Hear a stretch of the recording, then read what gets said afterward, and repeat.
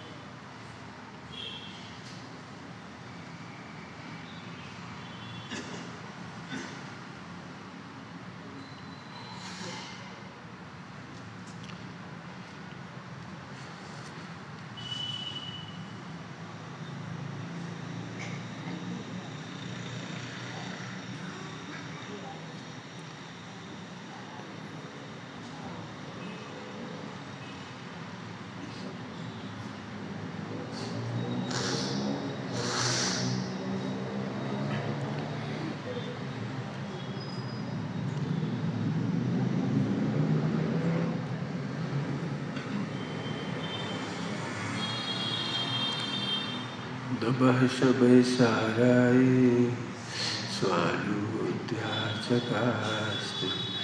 चिस्वभावाय भावाय सर्वभावान्तरचिते।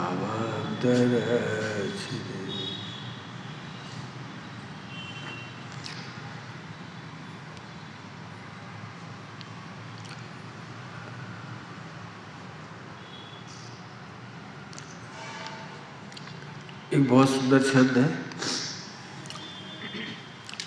स्वयं ही तू प्रभु तेरा, तेरी महिमा है सर्वोत्तम।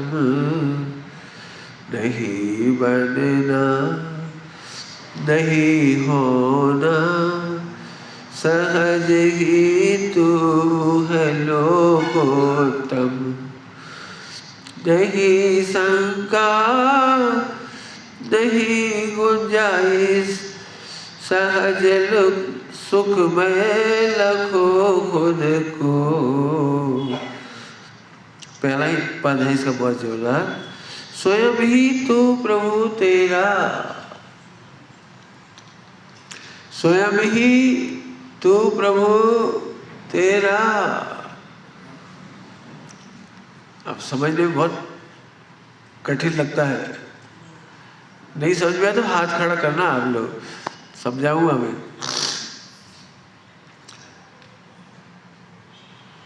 वस्तु कैसी है और कथन कैसा है।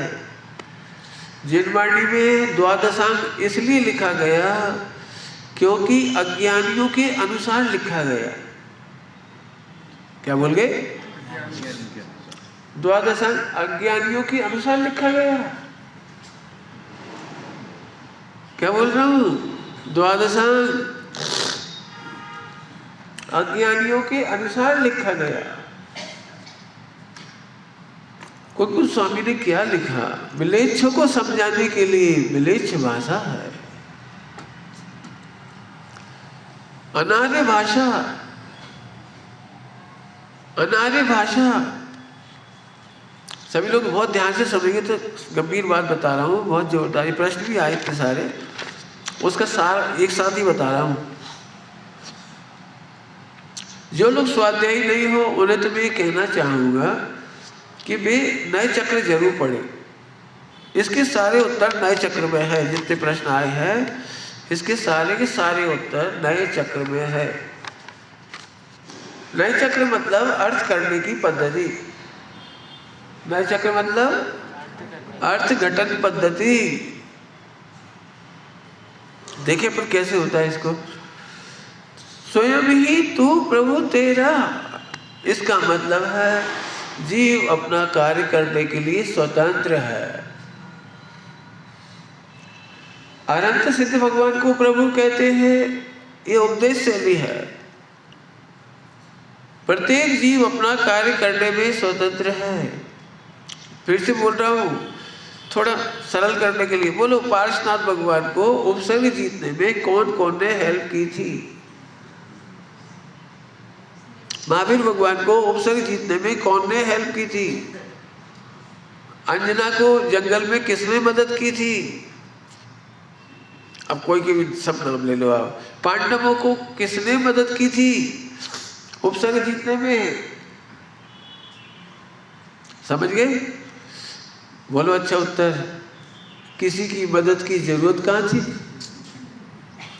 स्वयं ही तू प्रभु तेरा। बस जिस प्रकार से उपदेश शैली से वस्तु शैली में आ जाओ। धीरे धीरे बोल रहा हूं, उपदेश शैली से वस्तु शैली में आ जाओ। 2 बार बोले। बच्चों को समझाने के लिए कहते हैं बेटा अपन भोजन करते हैं। पहले की पढ़ाई होती थी, पहले की पढ़ाई, तब कहते थे जो चलता फिरता है उसे जीव कहते हैं। स्वामी जी से पहले की जो पढ़ाई चलती थी, दिल्ली के पाठ चले थे, दिल्ली के पाठ दिल्ली में पढ़ाया जाता था पहले दिल्ली में, और वो किताबों में लिखा है चलता फिरता है खाता पीता है उसको जीव कहते हैं। उस जमाने में ज्ञान दर्शन है, उपयोग है, ये नहीं खबर पड़ती थी बच्चों को, तो बच्चों को ये दिखाई देता था तो उसको कहते हैं जीव है। लेकिन आज हम समझते हैं चलता फिरता है खाता पीता है तो फिर बहुत सारे प्रश्न खड़े हो जाएंगे। मोटरसाइकिल चलती है और पेट्रोल पीती है, क्या कहोगे? इसका मतलब अभी मैं उस तरफ नहीं जा रहा हूं। जो जैसा मिलता है उसको वैसे समझाते हैं। क्या बोला? जो जैसा स्टैंडर्ड का होता है उसको वैसे समझाते हैं। एक शब्द में कह रहा हूं, बहुत अच्छी बात है। उस समझाने में भी वस्तु शैली का अभाव नहीं करते। क्या बोला हमने? वस्तु शैली का अभाव नहीं करती। क्या मतलब? जिम्मेदारी तो बताते हैं कि तेरी जिम्मेदारी है, तेरा दायित्व है, तेरा कर्तव्य है, लेकिन वस्तु शैली का निषेध नहीं करती। ये 2 लाइन पकड़ के रखना, तो मैं उत्तर दूंगा अभी। क्या बोला? जैसे ये शरीर मेरा है, बराबर, ये मंदिर मेरा है, ये धर्म मेरा है, इसमें कर्तव्य और दायित्वों का तो ज्ञान कराया, लेकिन कर्तव्य का ज्ञान नहीं कराया। कुछ अंतर पड़ा? कर्तव्य का तो ज्ञान कराया, मेरी ड्यूटी है धर्म की रक्षा करना, मेरी ड्यूटी है शरीर की रक्षा करना, शरीर को संयम से रखना। ये व्रत उपवास मेरे हैं, ये दीक्षा मेरी है, तो दीक्षा का मान रखना, दीक्षा की गरिमा रखना, बराबर। लेकिन दीक्षा का कर्तव्य नहीं कहा, भोजन का कर्तव्य नहीं कहा, शरीर का कर्तव्य नहीं कहा। फर्क समझ में आया? कुछ फर्क? कर्तव्य और कर्तव्य में अंतर। यदि तेरा उपयोग देह में जाता है तो तू असंयम मत कर, एक कर्तव्य है, और तू आत्मा की दृष्टि कर, इसका काम तू कर नहीं सकता, ये तो होता है स्वयं। ये कहलाता है कर्तव्य का निषेध। आगे बात समझ आई? कर्तव्य का निषेध। सरल दृष्टांत ले रहा हूं जो इसे पूछा भी है। बोलो भाई, आत्मा क्रोध को करता है कि नहीं करता है? अब सियादवाद में दोनों उत्तर है। तू जिम्मेदारी नहीं लेंगे तो तेरे को कहेंगे तू करता है, तू जिम्मेदार है, तू करता है। ये चरणानुयोग शैली हो गई, चरणानुयोग शैली हो गई। अभी जरा मूल में चलो इधर से। बोलो, एक समय का विकारी भाव जीव कर सकता है कि नहीं? वस्तु शैली से बोलो। विकारी हो के अविकारी भाव हो, जीव कर सकता है कि नहीं? तो अब वस्तु शैली से देखे तो नहीं कर सकता। तो वस्तु शैली में कोई उत्तर आना तो चाहिए, कहां से, क्यों नहीं करता? ध्यान से सुनना। यदि करता कहा था तो भी झूठ नहीं बोला था। क्यों? क्योंकि एक समय की पर्याय की तत्समय की योग्यता से काम हुआ है, चाहे विकार हो या निर्विकार हो। शुद्ध पर्याय हो या अशुद्ध पर्याय हो, वो एक समय की तत्समय की योग्यता से हुआ, वो पर्याय तेरी है, इसलिए उसका कर्ता तू है। ये व्यवहार पर्याय के कार्य को ध्रुव का कहना, पर्याय के कार्य को द्रव्य का कहना, ये व्यवहार है। क्या बोल गए, क्या बोल गए? पर्याय के कार्य को द्रव्य का या ध्रुव का कह देना, ये व्यवहार है। लेकिन व्यवहार का मतलब क्या लिखा टोडरमल जी ने? ऐसा है नहीं। टोडरमल जी ने क्या लिख दिया? ऐसा है नहीं। तो फिर सही क्या है कि तत्समय की योग्यता, ध्यान से सुनना थोड़ी सी बात, तत्समय की योग्यता है, ये बात पक्की है, वस्तु शैली पक्की बात है। लेकिन मैं तो ध्रुव हूँ, मेरा अहम तो ध्रुव में है, मेरा प्रतीति तो, मेरी एकत्व तो ध्रुव में है, मेरे पर्याय में एकत्व नहीं है, इसलिए पर्याय का कर्ता मैं नहीं, विकार का कर्ता मैं नहीं, निर्विकारी पर्याय का भी कर्ता मैं नहीं। ध्यान रखो, अकर्ता कब बोला? जब ध्रुव देखा। पर्याय को देखेंगे तो कर्ता कहेंगे। इतनी शैली समझ में आ गई? पर्याय को कर्ता कहेंगे कब? जब पर्याय को देख रहे हैं तो तत्समय की योग्यता से हुआ है, किसी और ने नहीं किया। स्वामी जी की 47 शक्तियों के प्रवचन में प्रवृत्त शक्ति का प्रवचन पढ़ने लायक है, बहुत जोरदार प्रवचन हुआ उसका। तो गुरुदेव बोले ये जीव नरक जाने को भी प्रभु है, कोई और इसको नरक नहीं ले गया, कोई इसको स्वर्ग नहीं ले गया, विकारी भाव करने के लिए भी प्रभु है, निर्विकारी भाव करने के लिए भी प्रभु है, चार गति में भटकने के लिए कोई ने भटकाया नहीं, कर्मों ने नहीं भटकाया, ये जीव अपनी स्वतंत्र योग्यता से गया। प्रवृत्त शक्ति है। क्यों? एक द्रव्य को दूसरा द्रव्य भटकाएगा तो जैन धर्म का अंत हो जाएगा। कर्म परद्रव्य है, शरीर परद्रव्य है। कर्म और शरीर यदि आत्मा को भटकाएंगे चार गति में तो फिर जैन धर्म का अंत ही हो जाएगा। तो सब लिखा तो है, हाँ लिखा है। सभी लोग ध्यान से सुनना, जो प्रश्न का उत्तर नहीं समझ में आए उसका उत्तर यह है कि लिखा तो है, अज्ञानियों के अनुसार लिखा है। ज्ञानियों की दृष्टि ध्रुव पर होती है, उनको नहीं लिखा। जल्दी बोल गई, कौन के लिए नहीं लिखा? कौन के लिए नहीं लिखा? ज्ञानियों के लिए नहीं लिखा, अज्ञानियों की दृष्टि में है तो उनके लिए लिखा है। मैंने कल कहा था, आपको याद हो, आदिनाथ भगवान को जब इतना विकार छोड़ सकते हैं, इतना नौकर्म छोड़ सकते हैं, घर परिवार छोड़ सकते हैं, जंगल में चले गए तो 1000 वर्ष क्यों लगा केवल ज्ञान आने में? बोलो, अब बोलो जल्दी। क्यों? कि वे मोह में फंसे थे, राग में फंसे थे, नंदा सुनंदा की याद आती थी, भरत चक्रवर्ती की याद आती थी। बोलो, ऐसा तो नहीं था। इसका मतलब क्या निकला? जो पर्याय जिस समय होना होती है उसी समय होती है। फिर एक प्रश्न इसमें आ गया है, तो फिर हम बुद्धिपूर्वक शब्दोपयोग करें कि नहीं करें, आत्मा में लीन होए कि नहीं होए, और दीक्षा लें कि नहीं लें। 3 प्रश्न कर दिए एक साथ प्रश्न ने। उपदेश शैली में बोलेंगे तुमको दीक्षा लेना है, वस्तु शैली से बोलेंगे तुम्हारी प्रतिज्ञा दीक्षा प्रकट होगी।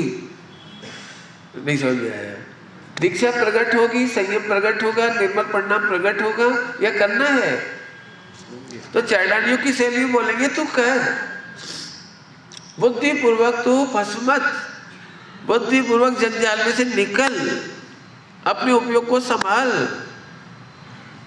अपने उपयोग को शास्त्र रूपी जंगल में, बगीचे में बंदर की तरह भ्रमा,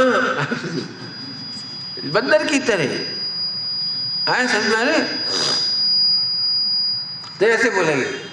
और फिर बाद में कहेंगे अरे तू शास्त्रों में पढ़ा रहता है, शास्त्रों को पढ़ता रहता है, अपने टाइम शास्त्रों में लगाता रहता है, तो एक खतरनाक शब्द लिखा है, तेरी व्यभिचारिणी बुद्धि है। लो क्या लिख दिया? तेरी व्यभिचारिणी बुद्धि है, तू शास्त्रों में क्यों लगा रहता है? तो आप समझ में नहीं आ रहा, शास्त्र पढ़े कि नहीं पढ़े? बोलो, जब आप अपने में संतुष्ट नहीं रह पाओ तो शास्त्र पढ़ो। जब अपने में मग्न नहीं रह पाओ तो शास्त्र पढ़ो, और शास्त्र पढ़ करके ये सोचो कि यहाँ आनंद नहीं है, आनंद तो लोग बोलते हैं अभी हमको बहुत आनंद आ रहा है, आजकल शास्त्र पढ़ने में, स्वाध्याय करने में बहुत आनंद आ रहा है।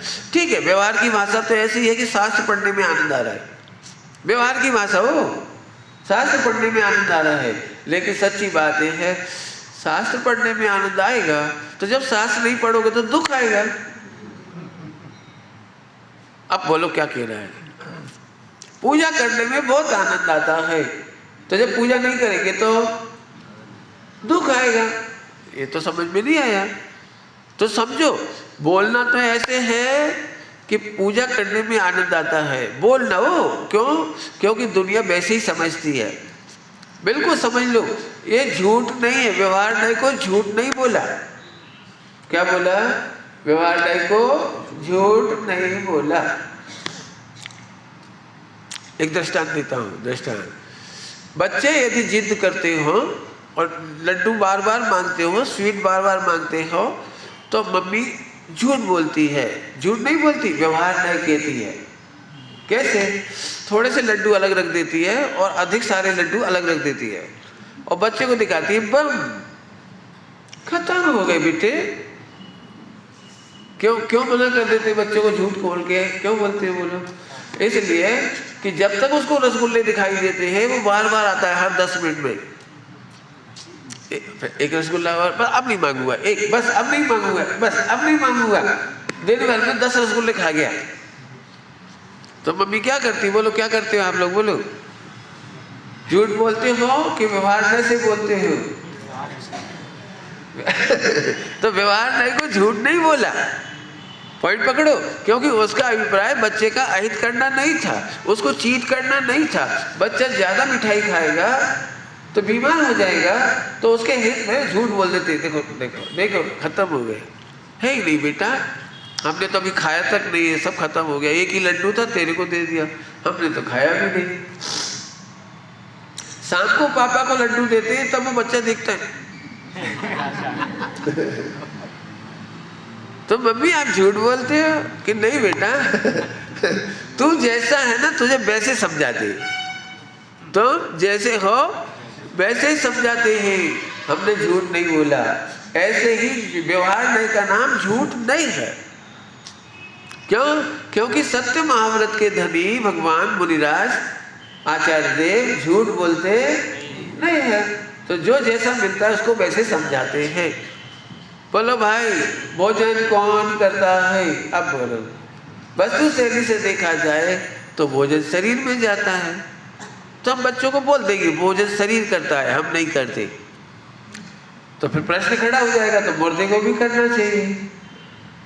तो मुर्दा नहीं करता है कि हाँ बेटा अब तू समझदार हो गया, इसलिए समझ कि जब आत्मा होता है शरीर में और उसको खाने का राग होता है। अब देखो, राग के पास लाए, क्षुधा वेदनी का उदय होता है, एक कर्मानियोग लाए, कर्म लाए, कर्णानियोग, कर्णानियोग है, क्षुधा वेदनी का उदय है, और तेरे को राग उत्पन्न होता है, खाने का विकल्प उत्पन्न होता है। शरीर की तरफ से कहो तो जठराग्नि होती है, योग निमित्त और उदीर्णा का ज्ञान कराते हैं, उसको धीरे धीरे बताते हैं। उस समय शरीर में भोजन जाता है। अब तू बोल क्या कहना है, शॉर्टकट बोलूं कि लंबा बोलूं? बच्चा बोलेगा मम्मी मुझे रोटी खाना है, तो ये शॉर्टकट हो गया, बराबर? शॉर्टकट लॉन्ग बोल नहीं सकते आप। अब बच्चा ऐसे बोले घर में आते से, मम्मी का पुद्गल सुनो। मम्मी का पुद्गल है, शरीर का पुद्गल है कि नहीं? हे पुद्गल सुनो, तुम्हारे अंदर जो जीवराज है वो जानता है कि इस जीवराज के इस पुद्गल को क्षुधा वेदनी का तीव्र उदय और उसकी जठराग्नि बहुत प्रज्वलित हो रही है। उस जठराग्नि को शांत करने के लिए उसके मुख रूपी हवन कुंड में थोड़ा सा नैवेद्य दो। अब ये कितना इतना लंबा बोलेंगे तो कैसा लगेगा? तो हम क्या करते हैं, बोलते समय शॉर्टकट बोल देते हैं, मैं खाता हूँ मैंने जिसका फोटो खींचता है वही खाता है। लेकिन अंदर अंदर सब समझते हैं, ऊपर से शॉर्टकट बोलते हैं, इसलिए बोलते हैं कि शरीर खाता है या मैं खाता हूँ, ऐसे बोल देते हैं। बोलना कोई दिक्कत नहीं, लेकिन अंदर में खबर बराबर होनी चाहिए, बराबर। अब बोलो दीक्षा कौन लेता है, तो इसको लेके कि मैं लेता। संयम कौन पालता है, मैं पालता हूँ, क्योंकि बच्चे को इतना ही शॉर्ट समझ में आएगा। लेकिन हम तो समझते हैं ना दीक्षा ली कि नहीं। मैं थोड़ा सा आपको 4 अभाव का याद दिलाता हूँ। आप लोग स्वाध्यायी हो ना, 4 अभाव। 4 अभाव में बोलो भाई, जीव कर्मों को बांध सकता है कि नहीं? द्रव्य कर्म, वो ध्यान रखना, द्रव्य कर्म। जीव द्रव्य कर्म को बांध सकता है कि नहीं? तो अत्यंत भाव तो कहता है कि जीव कर्मों को बांध सकता नहीं है। कौन ने बोला? अत्यंत भाव माने वस्तु स्वरूप, वस्तु स्वरूप। तो सब जिनवाणी में तो लिखा है कर्णानि योग में, जीव 8 कर्मों को बांधता है। अपन बच्चों को पढ़ाते हैं 4 घातीय कर्मों का नाश करके अरहंत बनते हैं, 8 कर्मों का नाश करके सिद्ध बनते। बच्चों को पढ़ाते हैं तो झूठ पढ़ाते हैं। चलिए उत्तर बोलो, बोलो, झूठ पढ़ाते? अरे व्यवहार को झूठ नहीं कहते, शॉर्ट में बोलना पड़ेगा। लेकिन अब हम समझते हैं, बोलो तो फिर द्रव्य कर्म को बांधता है कि नहीं? खरेखर बोलो, खरेखर। व्यवहार से कहते वो तो पप्पू की भाषा है, पप्पू की भाषा समझ गए, व्यवहार नहीं की भाषा। अब आगे चलो, तो पंडित जी भाव कर्म तो जीव ही करता है ना। चलो द्रव्य कर्म का तो अत्यंत भाव है, बराबर। द्रव्य कर्म को तो जीव नहीं बांधता, बांधता है कहने में कोई दिक्कत नहीं है व्यवहार, लेकिन खरेखर नहीं बांधता। तो कैसे बनते दोनों? इधर जीव का भाव होता है और उसी समय उधर द्रव्य कर्म का बंधन होता है, आश्रम बंध। तो दोनों को साथ साथ देखकर कहते हैं कि जीव बांधता है, बराबर। अब एक भेद विज्ञान में 8 कर्म का बंधन नहीं हुआ, तो कौन का बंधन हुआ? भाव कर्म का। कौन का? भाव कर्म। ये तो जीव ने किया। क्रोध मान माया लोभ किसने किया? जीव ने किया। कि रुको, अब इसको भी ऑपरेट करेंगे अपन, इसको भी ऑपरेट करके देखेंगे कि जीव ने किया कि नहीं किया। जीव ने किया कि नहीं, अब इसको देखो। बोलो प्रैक्टिकल समझना है, पहले सैद्धांतिक समझ लो। जीव में क्रोध आदि विकारी भाव है, वो 4 गुण की पर्याय है, बराबर। इस 4 गुण की पर्याय को ज्ञान गुण करता है कि दर्शन गुण करता है कि 4 गुण करता है कि पूरा का पूरा अखंड जीव द्रव्य करता है? कौन करता है? अब सोचो कौन करता है। हम बहुत सारे लोग तो ज्ञान को चारित्र का कारण मान लेते हैं।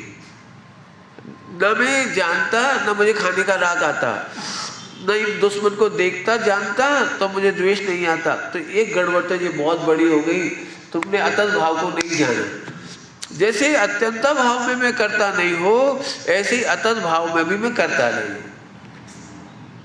फिर से बोलूं, अतत भाव समझते हैं? ज्ञान का भाव अलग, चारित्र का भाव अलग, श्रद्धा का भाव अलग, चारित्र का भाव अलग। तो तुम बोलो किसके खाते में डालते हो राग द्वेष का कारण? चारित्र में है, तो चारित्र में तो ज्ञान नहीं है। तो चारित्र अकेले की ड्यूटी ज्ञान के माथे मत रखो, चारित्र अकेले की ड्यूटी पूरे अनंत गुणों पे मत रखो, चारित्र की ड्यूटी जीव द्रव्य पे मत रखो। दिमाग लगाओ जरा सा, सोचो। तो आपने तो पूरे जीव को भाग बोल दिया, तो सब चारित्र करता है, ठीक, कोई दिक्कत नहीं, चारित्र गुण करता है। अतत भाव से दोनों को अलग अलग कर दिया। इसका मतलब अनंत गुण जिम्मेदार नहीं है, बिल्कुल जिम्मेदार। तो चारित्र गुण हुआ। तो अब चारित्र गुण के अंदर चल के देखो, चारित्र गुण में तो तत्समय की योग्यता से होता है। क्या बोल गई? चारित्र गुण में भी तत्समय की योग्यता से होता है, और योग्यता का कर्ता मैं नहीं। अब हम फिर से पूछ रहे, क्रोध का कर्ता कौन? बोलो जरा, डर लगेगा थोड़ा सा। भाई बोलना हो तो पप्पू की भाषा में बोल सकते हो। तुम बहुत गुस्सा करते हो, मैं बहुत गुस्सा करता हूँ, बहुत करता हूँ। आपको पता है अनादिकाल से सबसे ज्यादा जीव क्रोध को रोकने की चेष्टा करता है, क्रोध रुकता नहीं है। क्रोध रुकता नहीं। जिसको आप क्रोध समझते हो उसे रोकने की सभी लोग चेष्टा करते हैं। आप भले जिम्मेदारी डाल दो कि जीव करता है, जीव करता है, जीव करता है। हम फिर कह रहे हैं कल की भाषा में कि जीव करता है तो जीव रोक के बताए, नहीं तो हम रोक के बता रहे। चलो बताऊं, मैं रोक के बताऊं। चाहे जैसा मन वचन काय हो, क्रोध करने का मन वचन काय चाहे जैसा हो, 2 बार बोल दिया। उसी समय जीव इनका अकर्ता देखता है तो अनंतानुबंधी क्रोध का अभाव हो जाता है। फिर से बोलो, मन वचन काय तो वो ही चल रही है। बोलो, दिगंबर मुनिराज भी वही आहार ले रहे हैं, और पंचम गुणस्थान वर्ती भी वही आहार ले रहा है, और पहले गुणस्थान वर्ती उस घर में है, वो भी उस दिन वही आहार ले रहा है। बोलो, तीनों को कल कसाय कौन सी है? बोलो, तीनों शांति से खा रहे हैं। वो भी शांति से खा रहा पहला गुणस्थान वाला, 5वें गुणस्थान वाला भी वैसे ही खा रहा है। तीनों मौन से खा रहे हैं तीनों, और मुनिराज भी वही आहार ले रहे हैं। सेम आहार, सेम क्वालिटी, सेम क्वांटिटी खा रहे। बोलो भाई, तीनों की कसाय में क्या अंतर है? अंतर आ गया ना। इसका मतलब मन वचन काय की चेष्टा का नाम कसाय नहीं है। मन वचन काय की चेष्टा का नाम धर्म नहीं है। मन वचन काय की चेष्टा का नाम व्रतोपवास नहीं है। तो व्रतोपवास किसका नाम है? कि आत्मा की रुचि है, उसे क्रोधादिक से विरत है। विरत आत्मा की रुचि है, आत्मा की महिमा है, तो क्रोध मान माया लोभ और जो तुम्हारे शरीर आदि है इससे विरक्त हुआ है। जितना जितना विरक्त उसका नाम है अनंतानुबंधी का अभाव, फिर अप्रत्यक्षान का अभाव, फिर प्रत्यक्षान का अभाव, फिर संजुलन का अभाव। बोलो, आत्मा में मग्नता का होना ये कसाय का अभाव है, और आत्मा में मग्न नहीं होने का नाम कसाय। जल्दी भूल गए हम, क्या बोला? आत्मा में मग्न होने का नाम कसाय का अभाव है, चारित्र है, और जितनी जितनी आत्मा में मग्नता नहीं है उसका नाम कसाय है। बोलू, आप बच्चों को सिखाते हो कि आंख लाल करना, गुस्से में जोर जोर से बोलना और हाथों से मारना क्रोध कहलाता है। तो मेरा एक प्रश्न है कि ये वृक्ष तो आंख ही नहीं है इसकी, ये तो लाल नहीं करता, और वृक्ष हाथ भी नहीं मारता और बोलता भी नहीं है, तो फिर ये क्रोध है कि नहीं उसको? और कौन सा क्रोध लिखा है पता है कुछ? अनंत अनंतानुबंधी। उल्टा मत लेना, समझाने के लिए कह रहा हूं कि 6ठे गुणस्थान वर्ती आचार्य परमेष्टि और अपने शिष्य पर नाराज हो जावे, नाराज मतलब उसकी असाधना देख करके, तो वे दंड देते, निकल जाओ मेरे संग से, खड़े हो जाओ, यहां से चले जाओ, मेरे संग में रहने लायक नहीं हो। बोलो, झाड़ इतना गुस्सा नहीं कर रहा है, और संजुलन मुनि वाले, 6ठे गुणस्थान वाले मुनि ऐसे जोर से गुस्सा कर रहे तुम्हारी भाषा में, तो दोनों में से ज्यादा क्रोध किसको है? ऐसे कैसे? झाड़ की तो आंख भी नहीं है, झाड़ का तो हाथ भी नहीं है, मारपीट भी नहीं कर रहा है, बोल भी नहीं रहा है। इसका मतलब पप्पू की भाषा में है क्रोध। असली क्रोध तो है कि जिसको आत्मा की रुचि नहीं उसका नाम क्रोध, आत्मा में लीनता नहीं उसका नाम क्रोध। अब बोलो, तुम कौन सा क्रोध करते हो? सभी लोग सरल नहीं समझना, बात बहुत सूक्ष्म है, कठिन है थोड़ी। अभी भी हमको लगता है दिन में जरा पप्पू पे चिल्ला दें, बच्चों पे चिल्ला दें, नाराज हो जाएं, रोने लगे, हाथ मार दें, थोड़ा उसको पनिश कर दें, तो झट लगता है कितनी कसाय करते हैं, कितनी कसाय करते हैं भगवान, इतना पढ़ना बेकार है, इतना सुनना बेकार है, इतना धर्म करना बेकार है। और बच्चे भी बोल रहे हैं मम्मी को तो बिल्कुल धर्म नहीं है, दादी तो बहुत गुस्सा करती है, इतना गुस्सा करते, इससे तो धर्म नहीं करो वही अच्छा। तो अभी मैं फिर पूछ रहा हूँ, दादी को क्रोध करती है, नाराज होती है, तो पुण्य लगता है कि पाप लगता है? अभी बोलो, अच्छे से बोलो, डरो मत। हाँ, पुण्य लगता है, क्योंकि जो मन वचन काय की चेष्टा है उसका नाम क्रोध नहीं है। बोलो, बार बार हमको यही परेशान करता है, आपको पता नहीं है? सच्चे धर्मात्मा ज्यादा स्ट्रिक्ट होते हैं, स्ट्रिक्ट होते हैं, स्ट्रिक्ट अनुशासन में। अभी आपने आचार्यों का संघ का अनुशासन नहीं देखा, लिखा है रत्नगढ़ साहब का आचार्य में, शिष्य थर थर कांपता है, धूजता है, ऐसे ऐसे करता है, ऐसे आचार्य को पता न लग जाए, आचार्य देखना लगे, ऐसे डरता है जैसे बच्चा हेडमास्टर से डरता है, स्कूल में टीचर से डरता है, ऐसे डरते हैं। क्यों? वो स्ट्रिक्ट होते हैं। इसका मतलब क्रोध लय, फिर समझो अच्छी तरह से, मन वचन काया की चेष्टा का नाम क्रोध लय है। हमें दिन भर यही लगता है मैंने गुस्सा किया, गुस्सा किया, गुस्सा किया। दुनिया भी बोलेगी आप गुस्सा करते हो, बोलेगी, क्योंकि वो मिथ्या दृष्टि है। क्या बोला? वो मिथ्या दृष्टि है।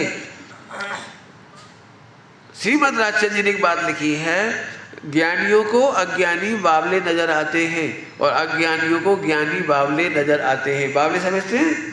पागल। अभी की भाषा में बोलो तो अज्ञानी लोग बोलेंगे कि धर्मात्मा बहुत गुस्सा करते हैं। अज्ञानी बोलेंगे, कौन बोलेगा? अरे बोलो, बोलेंगे। यदि कोई आपको बोले आप बहुत गुस्सा करते हो तो आप खुश हुआ करो। क्या कहा? क्या कहा? आपको समझ में आया? नहीं है। सारी दुनिया तुमको कहेगी तुम बहुत गुस्सा करते हो तो तुमको खुश होना चाहिए, क्योंकि ये बेचारे मिथ्या दृष्टि है, इनको खबर नहीं है। अभी समझ में नहीं आया, वो समझा देता हूँ, नहीं तो लोग उल्टा उल्टा लेके चले जाएंगे, तो समझा देता हूँ। देखो मैं बोलता हूँ, घर में, हर घर में झगड़ा होता है, हर घर में, हर घर में। ऐसा कोई घर नहीं जिसमें झगड़ा नहीं। दो होंगे तो झगड़ा होगा, दो होंगे तो पक्के में झगड़ा होगा। क्यों होगा बताता हूँ। दादी को धर्म का विवेक है, उससे पानी छानने का विवेक है, और जो नई बहू आई है ना उसको पानी छानने का विवेक नहीं है, तो झगड़ा होगा कि नहीं होगा? सासू बार बार बोलेंगी देख बेटा, बहुत प्यार से बोलेगी देख बेटा, और उसको ऐसा लगता है मैं तो हाईटेक बहू हूँ, तुम तो अनपढ़ हो, तुम तो कम पढ़े हो, मैं तो गोल्ड मेडल हूँ। और बढ़िया आफत है। तो मम्मी को, सासू को कपड़ा धोने का विवेक है, अहिंसाणुव्रत का विवेक है। अहिंसाणुव्रत समझ गए? वो साबुन पाउडर ऐसे गटर में नहीं बहा देती, अनचना पानी नहीं वापरती, वो खाने पीने में विवेक रखती है, रात को नहीं खाते, भक्ष भक्ष का विचार रखते। और उसको क्या लगता है, उसको और उसके पीहर वालों को, कि मेरी बेटी को थोड़ा सा तो भाता है आलू प्याज का, वो भी नहीं खाने देते, भूखा मार डालेगी बेचारी को। अब लड़ाई चालू हो गई, बस खत्म। अब लड़ाई का क्या करे? अभी मैं फिर पूछता हूँ, तो सास को अपना घर चौपट कर देना चाहिए कि नहीं करना चाहिए? अब बहुएं नाराज हो जाएंगी बिल्कुल, पंडित जी ने सासों का फेवर किया। अरे भाई समझो, सासू को बहू बुरी नहीं लगती, फिर से समझना अच्छी तरह से, सासू को बहू बुरी नहीं लगती, उसको ये लगता है मेरे सामने रहते रहते यदि अहिंसाणुव्रत नहीं पला, पांचाणुव्रत नहीं पले, तो इस घर में मुनिराजों का प्रवेश कभी नहीं होगा। तो 18,500 वर्ष तक भावलिंगी संतों का आहार नहीं होगा, तो मेरा घर तो नरक हो गया, मेरा घर तो स्मशान हो गया। ओ हो, इसलिए वो भक्ति है। पॉइंट पकड़ में आया? बड़ों की दृढ़ता, धर्मात्माओं की दृढ़ता भक्ति है। अब मुझे पता है किसी को अच्छा नहीं लगेगा, सबको ऐसा लगेगा थोड़ी सी प्याज ही तो खाई है, उसमें क्या हुआ, थोड़ी सी लहसुन ही तो खाई है, थोड़ा सा वही तो डाला है अदरक। अब कैसे समझाए उसको, बोलो? थोड़ा सा रात को ही तो खाया, उसमें क्या हुआ? अरे तेरे को थोड़ा सा लग रहा है, और मुझे क्या लग रहा है?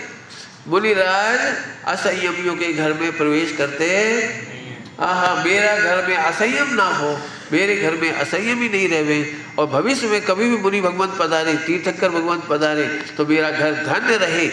वो उसका भाव तो ये है। अब बोलो भाई पाप लगेगा कि पुण्य? अब बोलो, अभी भी आवाज नहीं आई, चलो वोट आया, लेकिन दृष्टि कहाँ है? सोचो दृष्टि कहाँ है? एक ऐसा है बच्चे का बोझ है, अरे एक ही तो बच्चा है, खा लेने दो भाई, छोटा है, बड़ा होगा तो धीरे धीरे सीख जाएगा, अभी तो खाने दो इसको, अब रात को खिला देवे इसको। और रोने नहीं दिया, बड़े प्यार से किया, प्यार से। तो हम कह रहे वो प्यार किया या हत्या की? अपने बच्चों को, कल कहा था, बच्चों को संस्कार देने के लिए हम पीतलेशा का प्रयोग करते हैं। कल बोला था, याद है आपको? पीतलेशा का प्रयोग करते, तू बेटा बाहर मत खा, घर में ही खा, हम तेरे को सब बना के खिलाएंगे, लेकिन तू बाहर मत खा। तो ये उस आत्मा पर करुणा है। सब हम पाठशाला होती, सब समझना, बहुत बढ़िया बात। हर बच्चे को जैसे कोई गलती करे तो मैं एक ही बात याद दिलाता हूँ अपने बच्चों को। हॉस्टल में, खनिया नाना के हॉस्टल में जब बच्चे मिलते तो एक ही बात बताता हूँ, देख बेटा, तू सिगरेट पिएगा ना तो मुनि नहीं बन पाएगा। तेरे को मुनि बनना है कि नहीं, बड़े होकर के भगवान बनना है कि नहीं बनना है? तू सिगरेट पिएगा तो हैबिट पड़ जाएगी, और हैबिट छूटेगी नहीं तो मुनि कैसे बनेगा? ऐसे तू गंदी गंदी गाली बकता है तो ये हैबिट पड़ जाएगी। आपको पता है हैबिट छूटती नहीं है। तो जिनको गाली देने की हैबिट होती है उन्हें दीक्षा नहीं मिलती, क्योंकि दीक्षा मिलने के बाद भी यदि उनको हाइपर हो गई और गाली निकल जाएगी तो आजकल तो मोबाइल में रिकॉर्ड कर लेते हैं लोग और फौरन वायरल कर देंगे, फिर क्या होगा? तुझे लड़ने की रुचि है और तू मुनि बन गया और तू हाइपर हुआ और कहीं किसी गिरेबान पकड़ ली, फिर तेरा क्या होगा? तो हमारी बात को कहाँ से जोड़ देते हैं कि तुम मुनि नहीं बन पाए। ये बात मुझे क्यों अच्छी लगी? मेरी दादी बहुत दुखी होती थी, हम लोग चाय पीते थे तो वो मना करती थी चाय मत पियो, जबकि वो खुद चाय पीती थी, खुद 4 टाइम चाय पीती थी, 4 टाइम, बहुत हैबिचुअल थे वो। तो हमको मना करते थे, तो मैं कह आप तो पीते हो, आपको क्यों मना करते हो? तो वो इतना दुख के साथ कहती थी, वो बात मुझे याद है बचपन की, वो इतने दुख के साथ कहती थी, बेटे हमें गंदी आदत पड़ गई है, इसलिए मैं एकाशना तक नहीं कर पाती, 10 लक्षण पर्व तक नहीं कर पाती, क्योंकि उसके चक्कर में मुझे चाय पीनी पड़ती है, तो 10 लक्षण पर्व नहीं कर पाती। इतना रोती थी कि मैं आज आर्य का दीक्षा लेना चाहूँ तो नहीं ले पाऊंगी, क्योंकि चाय के चक्कर में मैं दीक्षा नहीं ले पाऊंगी। तो मैंने चाय पीने की आदत नहीं डाली है। थोड़ा कर्णानियों की भाषा में बोल रहा हूँ, मैंने अप्रत्यख्याना वर्णी कर्म बांधा है। कुछ बोला मैंने, क्या बोला? ये बहुत खतरनाक कर्म है, अप्रत्यख्याना वर्ण। आपको पता है अपन प्रतिज्ञा लेना चाहते ले नहीं पाते, अप्रत्यख्याना वर्ण का उदय है। हम नियम लेते हो टूट जाता है, ये अप्रत्यख्याना वर्ण का उदय है। अप्रत्यख्यान माने प्रत्याख्यान नहीं कर पाओगे, त्याग नहीं कर पाओगे, बहुत कमजोर हो जाओगे।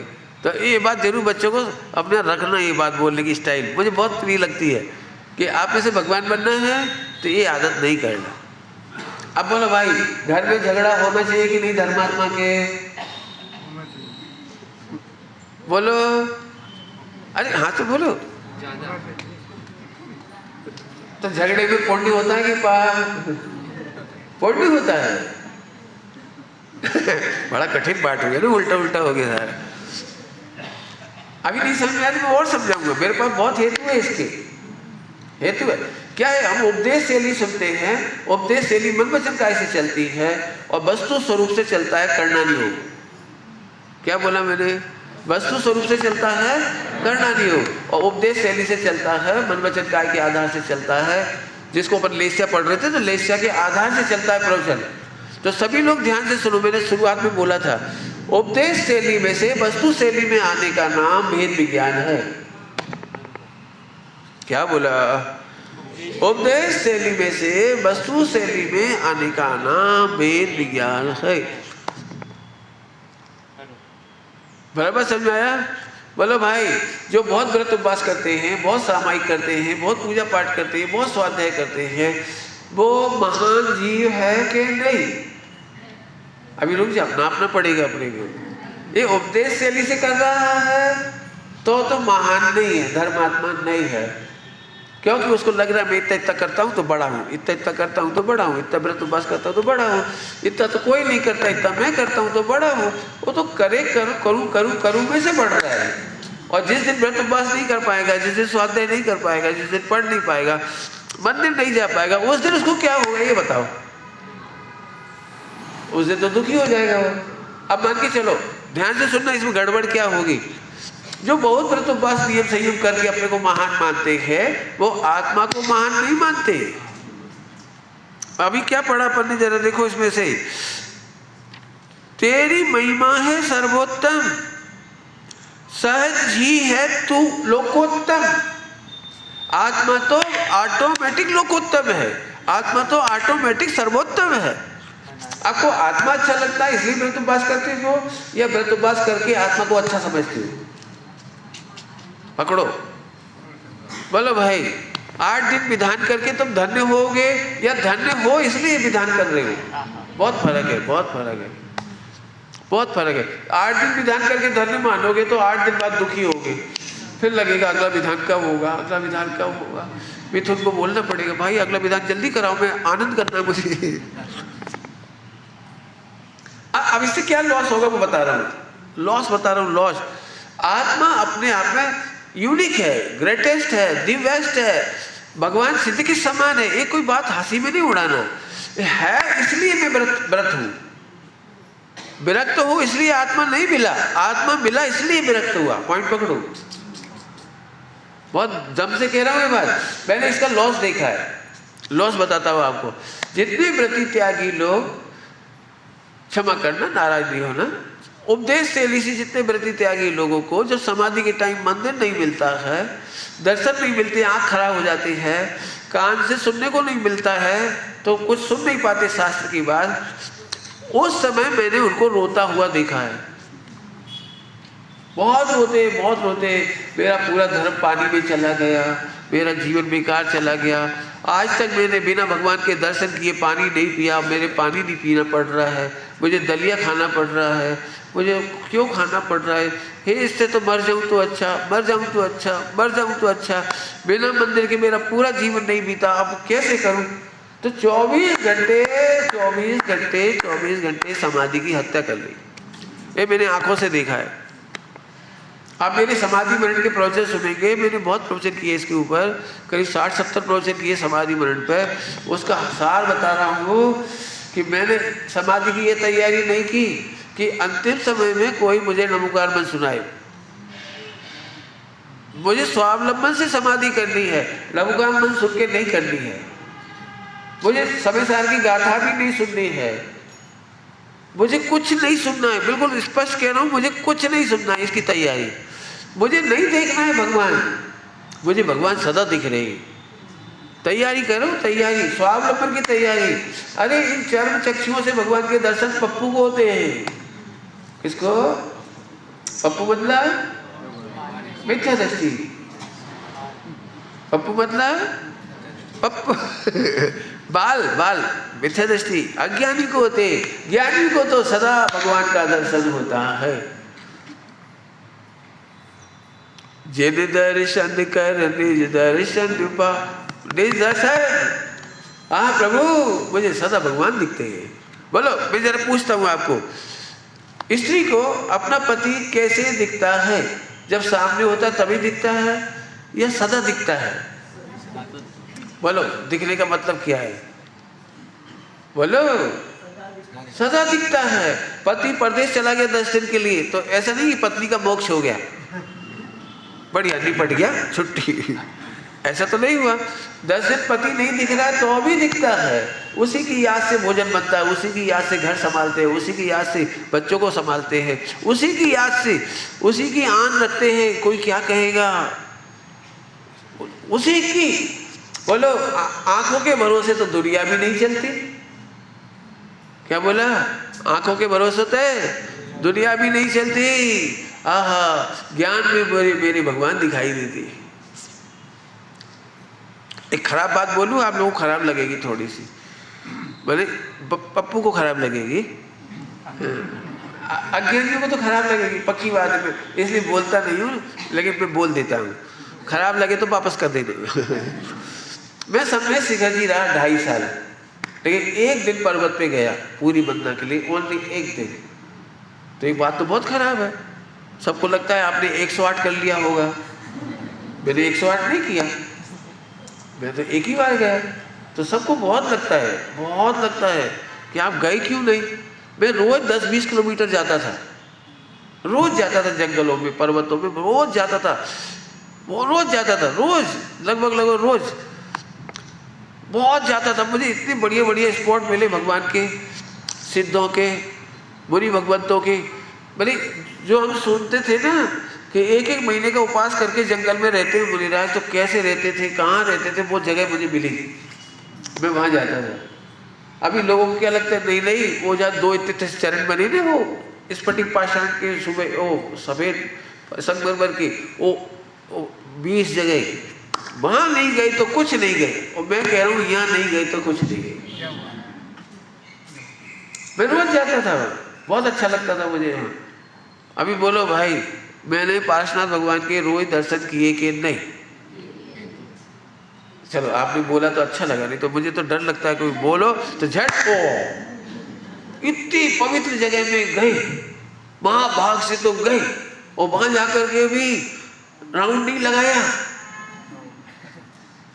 एक बात बोलूं, आप लोग बुरा नहीं मानेंगे इसलिए बोलता हूं, बुरा मानो तो सो जाओ। सुनो ध्यान से, मैं पूछता हूं, आपने जिन दर्शन की प्रतिज्ञा की थी या जिन में देखने की प्रतिज्ञा की थी? सोचो जरा मैंने क्या पूछा है। जो लोग जिन में नहीं देखने पर दुखी होते हैं, इसका मतलब उन्होंने जिन दर्शन की प्रतिज्ञा ही नहीं की। पॉइंट पकड़ा कुछ? जिन दर्शन कछु और है, जिन में देखने की प्रतिज्ञा तो बचपन में कराई जाती है, बेटे दर्शन करो, बेटे दर्शन करो। लेकिन ये तो 1 नंबर का नय है। 1 नंबर के नय की वैल्यू तो 0 है, पढ़ी होगी आपने। औपचारिक असद्भुत व्यवहार नहीं, औपचारिक असद्भुत व्यवहार नहीं की वैल्यू तो 0 है। कहाँ पर आओ फिर? 3 नंबर के माध्यम से। अब 3 नंबर कह रहा हूँ, आप लोग समझो। तो औपचारिक सद्भुत व्यवहार नय में तुम परम शुद्ध निश्चय की दृष्टि करो, ध्रुव की दृष्टि करो, ज्ञाय की दृष्टि करो, इसका नाम जिनमें दर्शन है। जिनको नहीं समझ में आया तो पूछ लेना, आपस में पढ़ लेना, बहुत काम की बात बोली है। क्या बोला?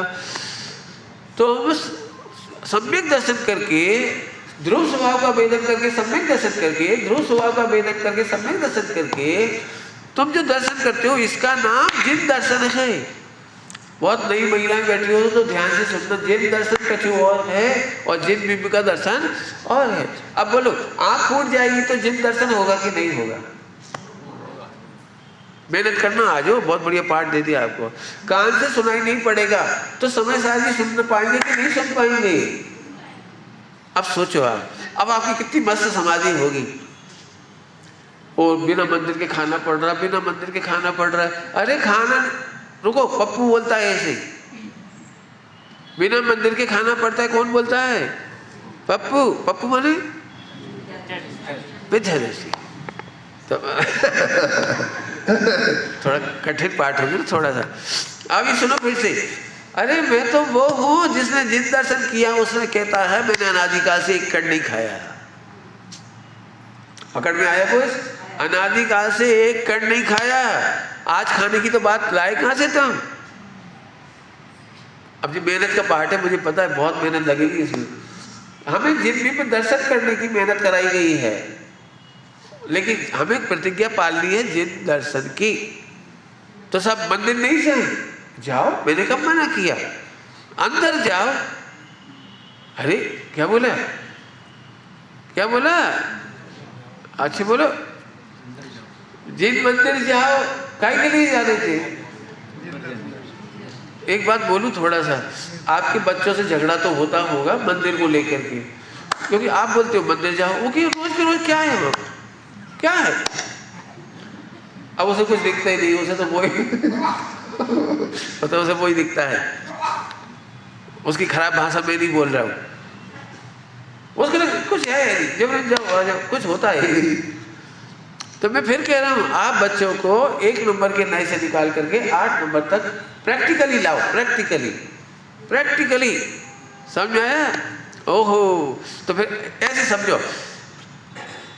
आगे चलूँ अब तो कहने की शैली और है और निर्णय करने की, अनुभव करने की शैली और है। अब मैं पढ़ता हूँ, इसके प्रश्न पूरे मैंने तो अपने हिसाब से कर दिए, पढ़ो कहो तो एक एक प्रश्न पढ़ के समझाता हूँ। मुझे ये 8 नए पढ़ाने पड़ेंगे इसके लिए। स्वामी जी को भी प्रश्न आते थे इससे, ऐसे प्रश्न स्वामी जी के पास भी आते थे। यदि आत्मा से ही मोक्ष होता है, आत्मा से ही केवल ज्ञान होता है, तो ये वज्र सब नाराज संज्ञान क्यों होता है, फला क्यों होता है, और वो कौन कौन सा ध्यान करना पड़ता है। 4 प्रकार के ध्यान में संस्थान विषय को, वो संस्थान विषय नहीं, वो शुक्ल ध्यान के भेद, हाँ वे करने पड़ते कि नहीं करने पड़ते। तो उपदेश शैली ऐसी ही चलती है, शॉर्टकट होती उपदेश शैली। लॉन्ग कट की शैली याद है, मैंने भी बोली थी, हे आत्मा की शरीर पुद्गल सुनो, जिस देह में मैं रहता हूं उस देह में सुधा वेदी का तीव्र उदय है, और जठराग्नि प्रबल हो रही। इतना लंबा नहीं बोलो, शॉर्ट बोलो। तो पप्पू की भाषा होती है शॉर्ट, लेकिन ज्ञानी जानते हैं पूरा MRI, ज्ञानी जानते पूरी MRI, समझ गए। अब गड़बड़ नहीं करना का। तो वापस तो फिर बोलो भाई, चरम शरीर होगा कि नहीं, कि होगा। जो आत्मा को प्रबल अनुभव करते हैं उनका शरीर भी प्रबल होता है। जो आत्मा में एकाग्र होते हैं उसी का नाम है कि ध्यान में एकाग्र हुआ। एकाग्र का अर्थ पढ़ा होगा आपने, ग्रंथों में लिखा है, एक मतलब आत्मा, एक हो में सांस दो अप्पा। एकाग्र मतलब मन को एकाग्र करते हैं, व्यवहार की भाषा, पप्पू की भाषा है। अब सब जने मन को एकाग्र करने लगते, भटक जाते सारे, और मन एकाग्र होता ही नहीं कभी। मन बहुत भटकता है, आपने देखा होगा। तो बहुत लंबी चौड़ी परेड होती है, कबड्डी होती है, उसमें कुछ मत करो, आत्मा अच्छा लगता है, हो गया एकाग्र, बस। एक मन है आत्मा, विचार करना। मैंने घड़ी नहीं देखी थी, घड़ी दिख गई मुझे, अभी इतना ले रही। फिर से बहुत जोरदार लाइन का अब अर्थ करूंगा आपको। तेरा प्रभु तू ही है, और तू ही सर्वोत्तम है, और लोक में तेरे से बढ़िया कोई नहीं है। इसका अनुभव करने का नाम है तत्व निर्णय, इसका नाम है सम्यक दर्शन। उसकी बात करेंगे अपन। ओम नमः शिवाय।